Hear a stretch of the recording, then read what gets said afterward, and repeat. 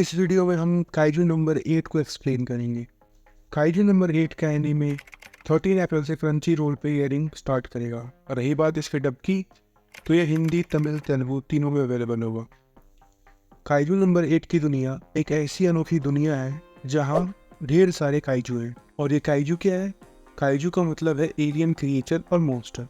तो इन मॉन्स्टर से डिफेंड करने के लिए है जापान की डिफेंस फोर्स। क्योंकि सबसे ज़्यादा काइजू अटैक जापान में होते हैं, इसलिए जापान डिफेंस फोर्स जो इन मॉन्स्टर से फाइट करके इनको न्यूट्रलाइज करती है। तो जब ये काइजू न्यूट्रलाइज हो जाते हैं तो उनके डेड रिमेन्स को क्लीन करने के लिए बहुत सारे काइजू क्लीनिंग कंपनीज एग्जिस्ट करती हैं, जो इन काइजूस के डेड रिमेन्स को प्रोसेस करके स्पेशल सूट और वेपन्स बनाती हैं। और इन्हीं स्पेशल सूट्स और वेपन का यूज़ करके काइजू डिफेंस फोर्स काइजू से लड़ती हैं। तो अब आ जाते हैं इस मांगा के मेन कैरेक्टर पे। तो इस मांगा का जो मेन कैरेक्टर है वो ऐसी ही एक क्लीनिंग कंपनी में काम करता है जिसका नाम है मॉन्स्टर स्वीपर इनकॉर्पोरेटेड। और हमारे एमसी का नाम है काफका, जो कि 32 साल का है। काफका की एक चाइल्डहुड फ्रेंड भी है जिसको आप लव इंटरेस्ट भी मान सकते हैं, जिसका नाम है मीना।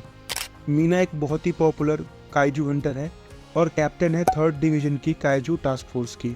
तो इन दोनों की बैक स्टोरी ये है कि इन दोनों ने एक दूसरे से प्रॉमिस किया था कि ये डिफेंस फोर्स ज्वाइन करेंगे। मिया ने तो ज्वाइन कर लिया, पर हमारा काफका एग्ज़ाम क्लियर ही नहीं कर पाया। तो इसी वजह से उसे क्लीनिंग कंपनी ज्वाइन करनी पड़ी। पर काफका इस क्लीनिंग के काम में बहुत माहिर है, उसे काइजू से रिलेटेड बहुत सारी नॉलेज है। अब थोड़ा काइजू के बारे में भी जान लेते हैं। तो इस वर्ल्ड में 2 टाइप के काइजू एग्जिस्ट करते हैं, होंजू और योजू। होंजू हमारे मेन बॉस होते हैं और योजू मिनियंस की तरह एक्ट करते हैं। तो स्टोरी के स्टार्टिंग में हम एक 18 साल के लड़के क्लीनिंग कंपनी ज्वाइन करते देखते हैं और इस लड़के का नाम है रेनो। और रेनो का ड्रीम जॉब भी है टास्क फोर्स ज्वाइन करना, पर अभी एग्ज़ाम को कुछ टाइम है, इसलिए वो क्लीनिंग कंपनी को as a part time join कर रहा है। जहाँ उसकी मुलाकात काफका से होती है, जहाँ उसे पता चलता है कि काफका भी डिफेंस फोर्स ज्वाइन करना चाहता था, पर उसे अपने ड्रीम पर गिव अप करना पड़ा। स्टार्टिंग में तो इनकी जमती नहीं है, पर एक बार रेनो के ऊपर एक काइजू अटैक कर देता है, पर काफका अपनी जान पर खेलकर उसकी जान बचाता है। और इस इंसिडेंट के बाद रेनो काफका को फॉलो करने लग जाता है और इन दोनों की बॉन्डिंग काफ़ी सही हो जाती है।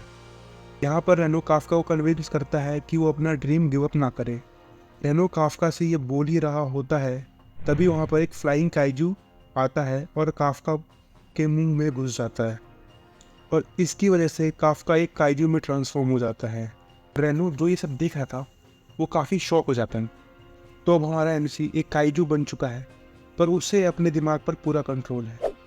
हमारा एमसी दूसरे काइजू से लड़के ह्यूमंस को बचाता है। काइजू कितने भी अच्छे काम कर ले, रहेगा तो काइजू ही, और डिफेंस फोर्स काइजू को तो मारेगी ही। पर धीरे धीरे काफका अपने पावर्स को कंट्रोल करना सीख जाता है और वापस ह्यूमन फॉर्म में आ जाता है। पर डिफेंस फोर्स को पता चल चुका है कि अभी भी एक काइजू है जिसको वो आइडेंटिफाई नहीं कर पाए हैं, और उसको ये नाम देते हैं काइजू नंबर 8, जहाँ से हमारे एनिमे का नाम आता है। और स्टोरी में आगे क्या होता है वो अभी और बताऊँगा। इस वीडियो में सिर्फ इतना ही, सिर्फ एक इंट्रो वीडियो थी, इसमें मैंने बस आपको काइजू नंबर 8 के वर्ल्ड के बारे में बताया है।